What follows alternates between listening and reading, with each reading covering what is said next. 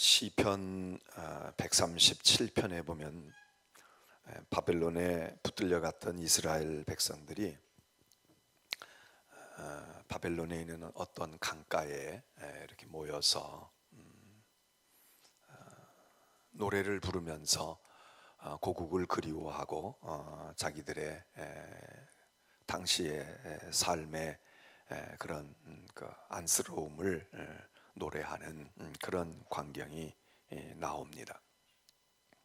거기 보면 바벨론 여러 강가에서 유대인들이 그렇게 했다고, 우리가 바벨론 여러 강가에서 울었다, 노래했다, 그런 이야기를 시편에 쓰고 있습니다. 오늘 이 에스겔도 바로 그런 바벨론의 여러 강 중에 한 강, 여기 그발강이라고 이야기하고 있습니다. 그발강가에서 하나님의 부르심을 받게 됩니다. 여기 구체적으로 비교적 역사적인 그런 그 시점을 우리가 알아볼 수 있게끔 쓰고 있는데, 30째 해 이렇게 얘기합니다. 이 30째 해, 무엇가 30째냐? 이건 에스겔의 나이가 30살이라는 얘기입니다. 내가 30살 먹던 해에, 그리고 사로잡힌 자 중에 있을 때 바벨론의 포로로 붙들려 끌려간 무리들 가운데 한 사람이었습니다. 그리고 그 끌려온 지는 얼마 됐느냐? 그럴 때 2절에 여호야긴 왕이 바벨론으로 끌려온 지 5년 그달 초 닷새 되는 날, 아주 시점을 분명하게 이 에스겔은 기록을 하고 있습니다. 그러니까 에스겔의 나이 25살에 바벨론 포로로 붙들려 옵니다. 누구와 같이 붙들려 오느냐? 여호야긴 이 왕이 끌려오게 될 때에 그때 끌려옵니다. 이 에스겔도 함께 끌려옵니다. 그리고는 포로 생활 한 5년 지났을 때, 에스겔의 나이 30살 때에 하나님의 부르심을, 예언자로 부르심을 받습니다. 이 에스겔은 여기 성경 말씀에 있지만 예언자로 부름을 받기 전에도 하나님의 일을 했던 제사장이었습니다. 아버지가 제사장, 이렇게 제사장 부시의 아들 나 에스겔 이렇게 얘기했으니까, 아버지가 제사장이면 아들도 당연히 제사장이죠. 그러니까 이 에스겔도 제사장이었습니다. 예언자가 제사장하고는 성격이 판이하게 다르다, 그렇게 해서 예언자 가운데서는 제사장이 예언자 되는 경우가 드물다 그랬습니다. 그런데 여기 에스겔이 제사장이었다, 예언자 제사장으로 있다가 예언자로 부름을 받았다 그랬습니다. 제사장으로 있다가 예언자로 부름을 받은 또 한 사람 누가 있습니까? 예? 예레미야 있습니다. 예레미야. 이 예레미야와 에스겔은 그러니까 공통점이 있습니다. 왜? 제사장의 가문 속에서 쭉 종교적인 훈련을 받고 그렇게 됐으니까. 그러니까 요즘에도 목사가 되는 사람들이 여러 종류의, 정말 예수 믿지도 않던 집에서 혼자 교회 다니고 은혜 받고 이래서 목사 되는 사람도 있고, 대대로 부모님도 목사고 아들도 목사고 할아버지도 목사고 외할머니도 목사고 이런 집안에서 목사가 되는 사람들도 있지 않습니까? 조금씩 물론 사람의 성격에 따라 다르고, 뭐 이런 데서 목사 되고 이런 데서 목사 됐다고 해서 판에 박듯이 이런 부류의 사람은 이렇고 이런 사람은 꼭 이렇고, 그렇게 100% 말할 수는 없지만 그래도 어느 정도 정형화되어 있는 게 있지 않습니까? 그래, 여기 에스겔과 예레미야는 그러니까 비슷하겠다, 비슷한 점이 있겠다, 이런 생각을 여러분들이 가지실 필요가 있습니다. 단지 제사장은 제사장이지만 예레미야는 제사장 중에도, 제사장 계열 가운데도 약간은 소외된 그룹, 그러니까 비주류 제사장 중에 비주류 계열이었다면 에스겔은 주류가 누구겠습니까? 자, 주류가 어떤 제사장의 계열이 주류겠어요? 사독 계열입니다. 사독 계열. 에스겔은 사독 계열의 후손으로서 제사장이 된 그런 제사장. 시간적으로도 시대적으로도 예레미야와 에스겔은 많이 차이가 없어요. 그러니까 우리가 뭘 공부할 때 이렇게 자꾸 연결을 짓는 게 중요하지 않습니까? 어?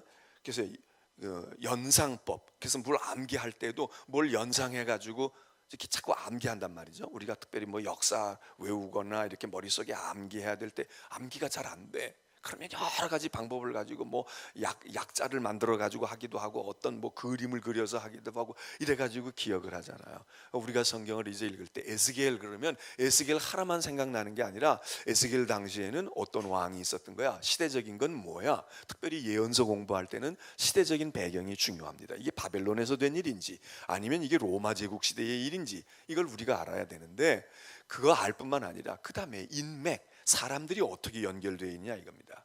친구를 보면 그 사람 주변에 있는 사람을 보면 그 사람을 안다 이런 얘기 하잖아요. 요즘에 뭐 학군 좋다고 그래서 막 거기 가야 되고 막 이렇게 얘기하지만 그 중에 하나는 뭡니까? 학군이 좋다는 것 중에 하나는 친구 아이들을 좋은 아이들을 엮어주겠다 또는 뭐 선생님들이 좀 그래도 능력 있는 선생님들을 붙여주겠다 그런 의도도 있지 않습니까?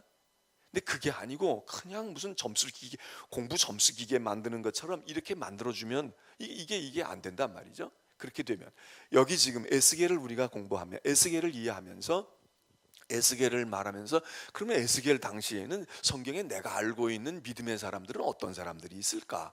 이런 것들을 우리가 한번 추정해 볼 수가 있습니다. 예레미야가 있는 거예요.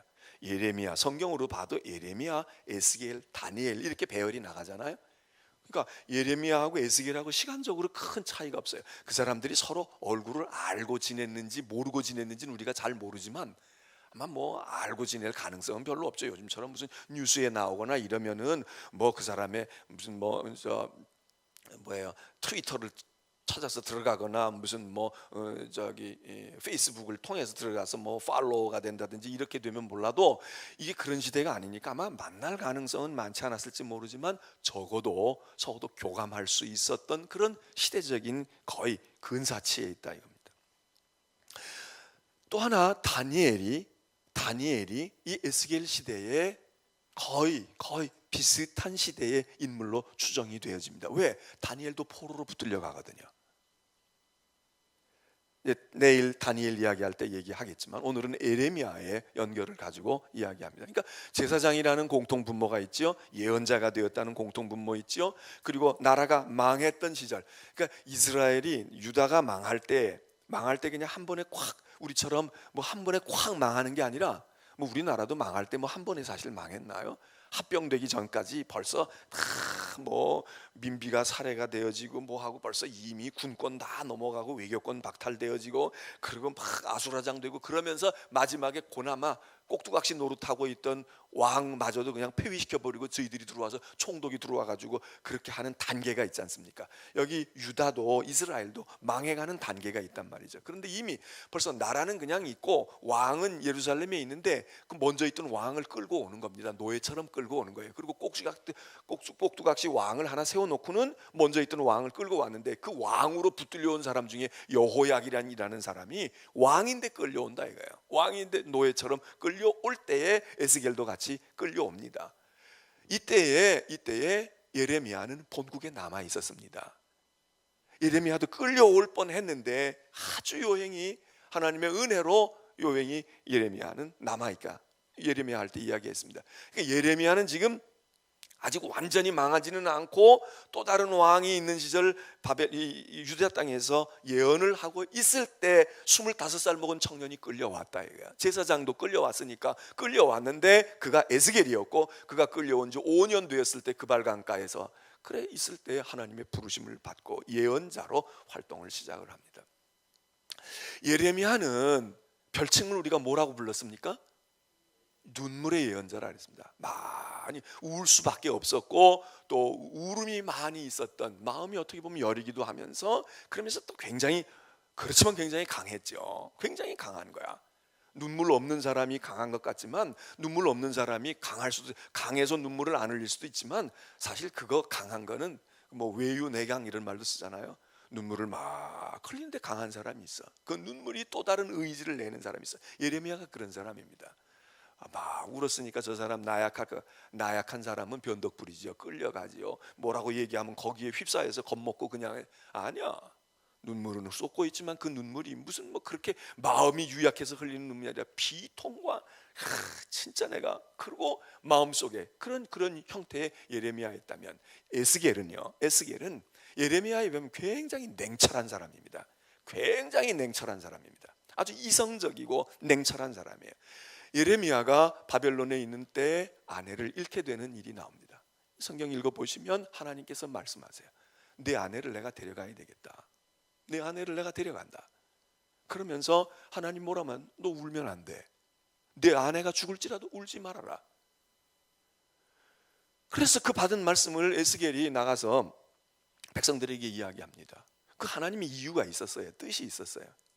그리고 백성들에게 그 얘기한 그 다음 날 정말 에스겔의 아내가 죽습니다. 물론 하나님이 너 울으면 안 돼. 울지 마. 내 아내가 죽었을 때도 울지 마. 눈물 한 방울 보이지 마. 그래서 안 울기도 했지만 에스겔의 마음속에 에스겔이 굉장히 냉철한 사람입니다. 아주 이성적이고 냉철한. 그러니까 감성적인 예레미야가 있고 이성적인 에스겔이 있고 그리고 같은 공통점도 있고 다른 점도 있고 한 사람은 망해가고 있는 아직 완전히 망하지는 않았지만 거의 이제 넘어가고 있는 그런 땅에 남겨두고서 예언 활동을 하는가 하면 무지공초로 끌려와가지고 이 삭막한 땅에 있으면서 끌려온 포로민들을 위해서 하나님의 종 노릇하고 예언자 노릇하는 에스겔이 있다.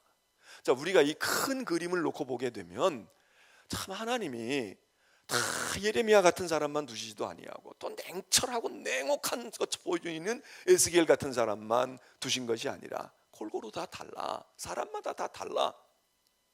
이런 교회도 있고 이런 목사도 있고 이런 장로도 있고 이런 가정도 있고 말해요. 그러면서 그 나름대로 그들을 통해서 하나님께서 보여주시거든요. 에스겔은 다른 예언자들도 그렇지만 에스겔은 환상을 많이 봅니다. 에스겔은 환상을 많이 봐요. 부름을 받을 때도 환상부터 보잖아요. 그발 강가에 있을 때 하나님의 부르심을 받으면서 환상을 봅니다. 그래서 에스겔에서 읽으면 환상이 많이 나타나. 많은 환상들이 있어요. 이상이 있다. 자, 에스겔은 그래서 환상의 예언자다 이런 이야기를 하고요. 환상만 많이 보는 게 아니라 에스겔은 상징적인 행동을 많이 해요. 예언자들은 대개 말로 예언하잖아요. 그리고 이 예언자들은 옛날에 있었던 사무엘이나 무슨 엘리나 엘리야나 이런 예언자들과 달리 글로 쓴다고 그랬습니다. 자기가 직접 쓰든 남이 쓰든 글로 나타나게 됩니다. 그러니까 예언자들은 하나님의 말씀을 듣고 그 말을 대언하는 게 주 기능이고 그래서 말하고 글 쓰고 글로 남겨주고 이게 주로 예언의 방법입니다. 그런데 에스겔 같은 사람, 물론 예레미야도 환상을 봐요. 또 아모스도 환상을 봅니다. 예언자들이 대개 환상을 보지만 특별히 에스겔 같은 사람은 환상을 많이 보고 그리고 또 하나는 예언을 어떻게 예언을 하느냐? 행위의 예언자, 행동으로 예언하는 것입니다. 행동으로. 만일 제가 어느 날 새벽에 또는 주일날 설교하러 나오는데 비교적 대개 다 양복 입고 넥타이 매고 뭐 아주 여름철에 더울 때 그럴 때는 제가 노타이하고 뭐 저녁 기도회 시간 같은 때는 또 뭐 타이를 안 매고 나올 수도 있지만 만일 어느 날 제가 나왔는데 여러분에게 수영복 차림으로 나왔다 그러면 여러분 어떡하겠습니까? 오늘 새벽에 왔는데 목사가 정신 나갔구나 사순절 새벽 기도하더니 아주 이제는 별짓을 다 하네 그러고 하지 않겠습니까? 그러나 여러분이 어떻게 생각되겠어요? 제가 내일 한번 해볼까? 미리 예고해도 아마 여러분 딴 때 새벽 기도회 때 무슨 말 했는지 뭐 했는지 아무 소리 안 나는데 그 새벽 기도회 때 핫팬츠 차림으로 나와서 위통 벗어버리고 말이야 알록달록한 수영복 입고 나와가지고 제가 마이크 들고 이러고 서 있으면 여러분 아마 평생 안 잊어버릴걸? 그렇잖아. 벌써 상상만 해도 지금 졸다가 깨는 분이 있어. 뭐야 수영복이 왜 나오고 뭐야 핫팬츠가 왜 나와? 근데 그걸 봤다고 생각해 보세요. 꽉 박히는 거야. 꽉 박혀.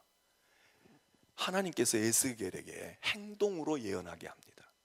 행동으로 얘기해. 말 백날해야 안 들어. 백날해야 안 들어. 여러분 집에서도 그래요. 엄마가 늘 단정하고 말이야, 탁 앞치마하고 막 이렇게 하고 탁 이러고 있는데 어느 날 애가 학교 갔다 와 보니까, 아니면 아침에 자서 일어나 보니까 엄마가 일어나지도 아니하고 머리 풀어 헤치고요, 술병을 옆에다 갖다 놓고 오징어 다리 뜨뜨거 남겨놔두고, 그리고 널브러져 가지고 큰 대자로 벌리고 이러고 있는 모습을 애가 봤다, 또는 남편이 봤다. 어떻게 되겠습니까? 설교는 안 듣고 또 이런 것만 실천하는 분들이 있어. 그럼 나도 한번 그래봐야지. 이것들 하여튼 내가 아주 박살을 낼 거야. 내가 맨날 그러니까 뭐 나는 아주 힘이 넘쳐서 그런 줄 알아? 나도 인간이다 이러고. 충격요법이잖아요. 충격요법. 에스겔이 말과 글로만 예언하지 아니하고 행동으로, 상징적인 행동으로 예언을 하는 이야기들이 여기 나와 있습니다. 자, 이 에스겔은 예언서이면서도 예언의 칼라가 조금, 예언서는 어때요? 예언서는 역사를 직시한다 그랬습니다. 현실을 너무나 잘 알고 있는 거야. 오늘이 지금 어떤 상황이 있고 과거가 어떻게 흘러왔고 지금 어떤 모습이기 때문에 여기서 유추해가지고 뭐가 나오냐면 미래가 나와요. 미래. 그냥 막연히 기도하다가 하늘에서 뚝 떨어져. 이게 위험한 이유가 어디 있느냐 하면, 이게 성경도 잘 근거가 돼 있지 아니하고, 그리고 어느 날 밑도 끝도 없이 은혜 받아가지고 가슴 뜨거워서 미래를 봤다는 거야. 그래서 뭘 어떻게 되고 너 어떻게 해야 되겠다. 이거 굉장히 위험한 겁니다. 예언자들은 이런 식으로 예언하지를 않아요. 예언자들도 물론 전혀 몰랐던 것을 하나님이 밀려 계시를 해주세요. 계시를 해주지만 예언자들은 어떤 사람이에요? 역사를 꿰뚫어지게 보고 있는 사람이야. 이 사람들이 역사 의식이 없는, 그냥 덤덤하고 뭐가 신내려가지고 이게 날뛰는 사람들이 아닙니다. 이 사람들은 현실의 땅에 발을 꽉 굳게 딱 딛고 있어. 그러면서 그 다음 미래를 내다보고 과거를 보고 현실을 분석하는 겁니다.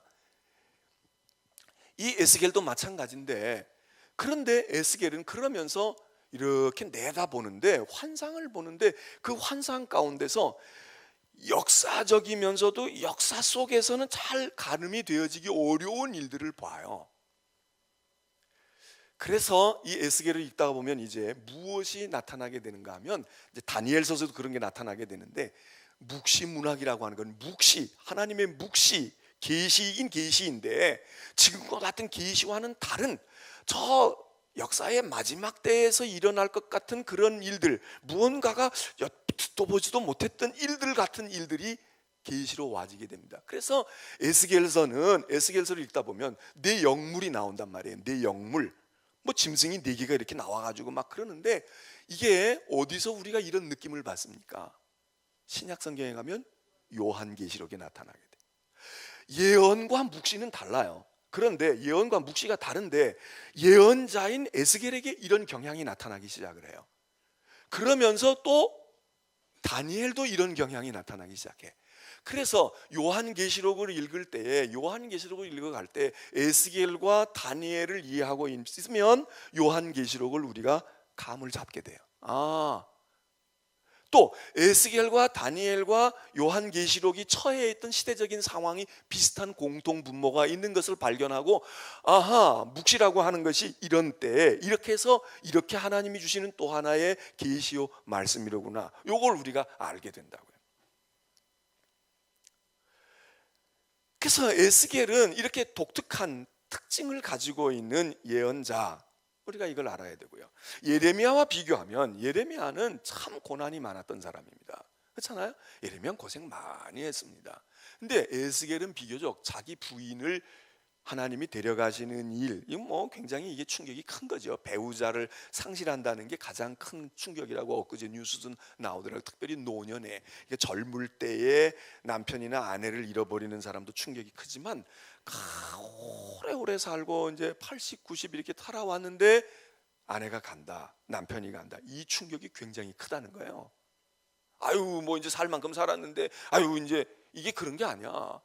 그전에는 그냥 거들떠도 안 봤는데 그냥 부인이 아프든지 말든지 남편이 어떻게 되든지, 대개 이제 부인들은 안 그러고 남자들이 그러지만, 그런데 나이 먹게 되면 아내가 아프면은 겉으로 표현은 잘 안 하는, 뭐 이제 표현할 수도 있지만 표현은 안 해도 속으로 굉장히 고독해하고 외로워하고 힘들어하고, 그리고 막 안절부절 못하는 거야. 특별히 남자들이 그런 경향이 많잖아요. 부인들은 뭐 그렇게 혼자 살아본 경험도 있고 막 애들도 있고 그런데, 이 남자들은 남편들이 있다가 아내가 아내가 아프고 시름시름 아프고 못 일어나고 그러면 그냥 순식간에 무너져. 안 그런 분들도 있지만 대개가 그래. 그러니까 이 여자들 오래 사셔야 돼. 예? 여자들 오래 살아야 된다고. 왜? 안 그러면 여러분이 무너지면 남편도 무너져요. 그냥 무너진다고. 그런데 에스겔이 아내를 잃어버렸으니 얼마나 큰 고생을 했습니까? 그러나 그거 빼놓고는 에스겔은 비교적 순탄하게 삽니다. 평탄하게 살아. 바벨론에 끌려갔을지언정, 물론 거기 갔으니까 얼마나 힘들겠어요. 그렇지만 끌려가지 않고 있었던 예레미야가 사실은 고난을 더 많이 겪어. 더 많은 다툼과 위기와 위협과 살해, 막 고독 이런 거를 예레미야가, 사람이 모르는 거예요. 객지 나가 산다고 다 고생하고 삽니까? 고향 땅에 있으면 뭐 별 수 있나요? 오히려 고향 땅에 있는 사람이 더 고생해. 객지 나간 사람은 고생하다가도 뭐 그래도 돈도 벌고 말해요. 뭐 또 하고 공부도 하고 이래가지고 번듯하게 되는 경우엔 고향 땅 지키고 대대로 살아왔는데, 여러분 여기도 섬에서 나오신 분들 계시고 다른 고향에서 오신 분들, 고향 땅에 있는 친구들이나 고향 땅에 있는 사람들이 뭐 더 행복하고, 난 객지 나그네 서름이야 그러고, 나그네 서름이에요? 나그네 서름이란 노래 부르고 우리가 뭐 어쩌고 저쩌고 얘기하지만 사실 나그네들 가운데 서름도 많지만 나그네 된 게 얼마나 잘했어요. 얼마나 인천 온 게 얼마나 잘 되신 거야. 그냥 있어봐야 별 볼 일 없어. 예레미야 거기 있으면서 고생해. 에스겔은 바벨론 포로로 붙들려 와 있긴 했지만 비교적 평탄한 삶을 살아. 그러면서 예언을 하고 있어요.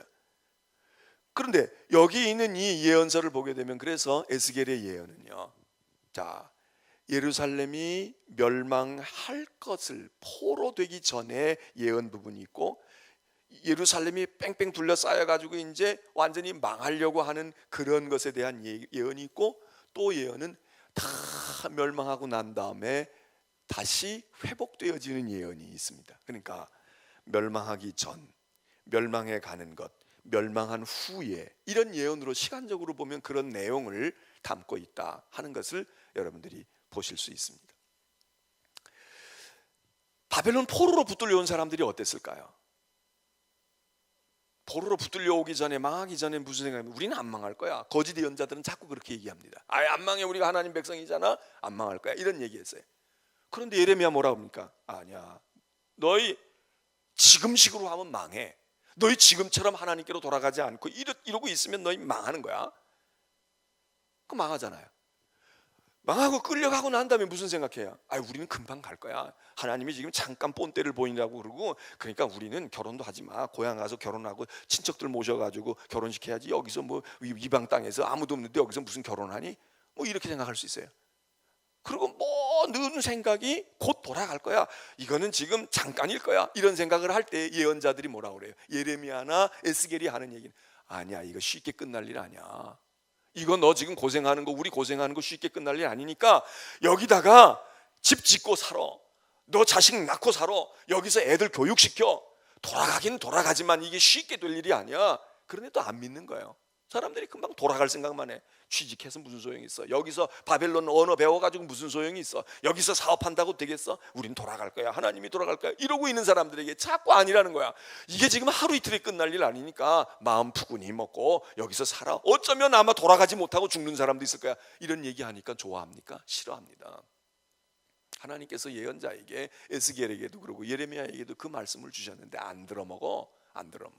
그래서 에스겔도 자꾸 그 얘기하는 거예요. 야, 마음 풀고 살아. 이제 여기서 한참 살아야 돼. 짐 풀어놔. 그리고 애들 제대로 가르쳐. 그리고 뭔가 나가서 그래도 꾸물럭거리고 일을 해서 먹여 살려야 되잖아. 거짓 예언자들은 아니야. 자, 우리는요, 사람이 듣고 싶은 것만 듣습니다. 지금 이 시간에도 우리의 귀는요, 내가 내 마음대로 골라 들을 수 있어. 듣고 싶은 거. 이런 마이크에다 갖다 놓고 녹음을 하면요, 나중에 녹음을 들어보면 별의별 소리가 다 들어가 있어. 근데 우리가 여기서 막 떠드는, 그냥 사람들이 떠드는 속에서 우리의 귀로 들으면은요, 떠드는 소리를 다 들어가지고 여기다 다 녹음을 해놓은 게 아니야. 내가 의식하고 내가 듣고 싶은 것만 들어. 지금 이 순간에도 여기 뒤에서 물 흐르는 소리가 나요. 소리가 작아서도 안 들리시지만 여러분이 제 말에 지금 집중하고 있으니까 말만 입력이 되고 있어. 근데 여기는 지금 말이죠, 조용한 밖에서 들려오는 소리도 있고 별의별 소리가 다 있어. 다 지나가. 우리 귀만 그런 게 아니라, 육체적인 귀만 그런 게 아니라 우리의 마음의 귀도 그렇습니다. 듣고 싶은 것만 들어. 자기가 듣기 싫은 건 안 들어요. 그러니까 교회에서 아무리 광고해도 안 들어. 아무리 여기서 새벽기도에 나오십시오, 우리가 이게 기도해야 됩니다, 아무리 얘기해도 안 들어. 예언자를 수없이 보내도 안 들어. 왜? 듣고 싶지 않으면 안 들어. 설교도 듣고 싶은 것만 들어요. 은혜도 듣고 싶은 것만 듣는 거야. 음식이 지천으로 널려 있어도 진짜 먹어야 될 건 이건데 먹지 않아. 내 입맛이 당기는 것 이리로 젓가락이 가. 없으면 안 먹어. 이러면 건강합니까? 안 건강해. 입에 안 당겨도 먹어야 되는 거 먹을 수 있어야 되는데, 하나님의 백성들도 이 바벨론 땅에 와 있든 본국에 남아 있든 듣고 싶은 것만 듣는 거야. 예언자들이 아무리 얘기해도 안 듣는 거예요. 안 들어. 예언자가 지금 에스겔이 이야기해. 하나님이 말이죠, 너 거기서 그 백성 푸근히 살게 해. 이제 멀었어. 돌아올 날 멀었어. 어떤 사람 거기다 뼈 묻을지도 몰라. 그러니까 거기다 집 짓고 거기서 열심히 살라고. 그 말씀이 메시지예요. 또 하나, 자, 그리고 세월이 지나가요. 왜 돌아가는 줄 알았는데 왜 안 돌아가는 거야? 10년 지났는데 왜 안 돌아가지? 20년 지났는데 왜 안 돌아가지? 불평을 슬슬 합니다. 그러면서 무슨 불평을 바벨론 강가에서 하느냐? 하나님에 대한 그리움, 예루살렘에 대한 그리움만 있는 게 아니라 이런 불평들이 터져 나오는 거예요. 우리는 아무 잘못도 안 했는데, 우리는 아무 죄도 없는데, 내가 빔십지 안에 태어난 죄밖에 없어. 내가 박씨 할아버지가 내 할아버지인 것밖에 죄 없어. 우리 할아버지 할머니들이 죄 졌잖아. 우리 아버지 어머니들이 죄 진 거 아니야? 왜 우리가 근데 그 고생을 해야 돼? 죄의 연대성, 이 죄의 연대성을 생각하는 거예요. 우리는 팔자가 나빠. 우리식으로 말하면 팔자 소관 탓을 하는 거예요. 우리는 왜 이런 집안에 태어나가지고, 왜 내 가난한 부모에게 태어나고 말이야, 왜 이런 술 고주망태 아버지한테 태어나서 내가 이런 사람이 됐어, 이러고 이제 자꾸 원망하잖아요. 이스라엘도 그렇게 원망하는 거야. 이스라엘이 초장에 끌려갈 때에는 우리가 회개하지 않고 우리가 매 맞는구나 이러고 끌려갔는데, 그 세대가 아닌 세대들이 나오잖아요. 우리는 왜 이 고생을 해? 우리 부모 잘못 만났네. 할아버지 할머니가 죄 짓고 왜 우리가 여기서 노예 생활하는 거야? 우리는 고향 땅 다 알지도 못하고 말이야, 왜 우리가 바벨론에서 바벨론 사람이 아닌 유대인으로 살아가느냐, 노예로 살아가느냐, 이런 회의와 갈등이 생겨요. 여러분도 그러잖아요. 우리가 아무것도 없는데 내가 뭐 정직하게 살았는데 왜 나에게 이런 일이 와? 이런 근본적인 신앙의 회의 문제가 나타나게 됩니다. 여기에 대해서 에스겔이 한 유명한 이야기가 있는 거야. 야, 아버지가 신포도를 먹으면 아들의 이가 시냐? 이런 얘기합니다.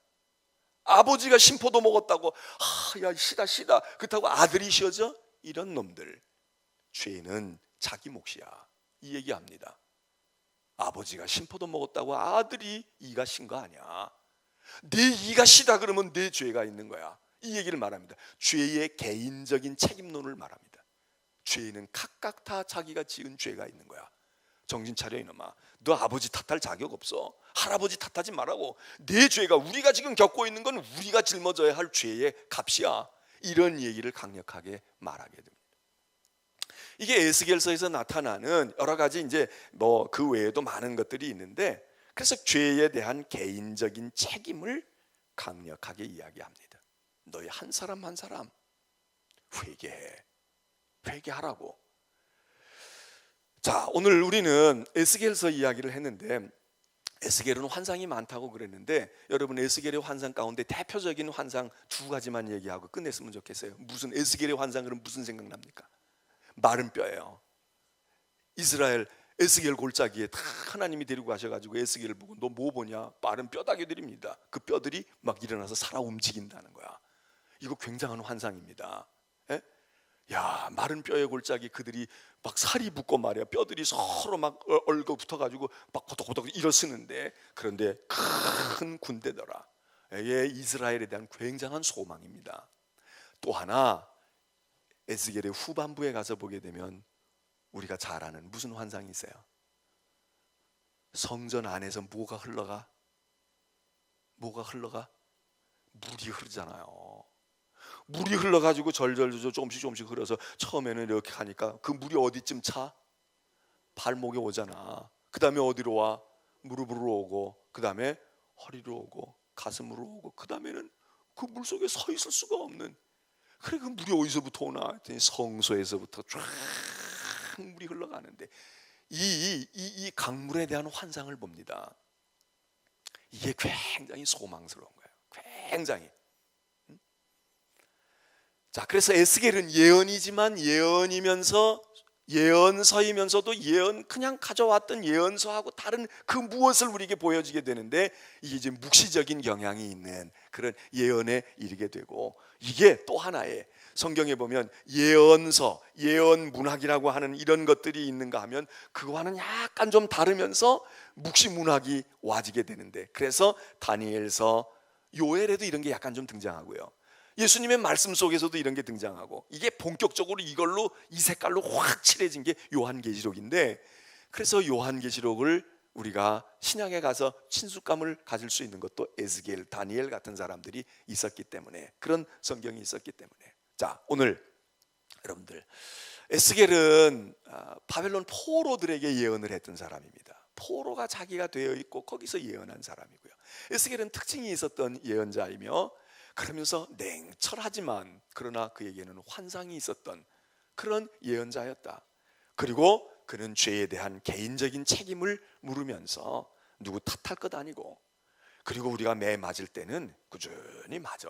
우리가 바벨론에 묶여 있을 때는 하나님이 풀어주실 때까지 맞는 거야. 매 맞아도 어떤 아이들은 한 대 매 맞고 회초리 하나 맞고 막 뛰는 아이들 있잖아요. 아파 죽겠어 아파 죽겠어 막 하고 도망가잖아. 그러면 어떻게 됩니까? 엄마 아빠가 덜 때릴 수도 있지만 더 맞아.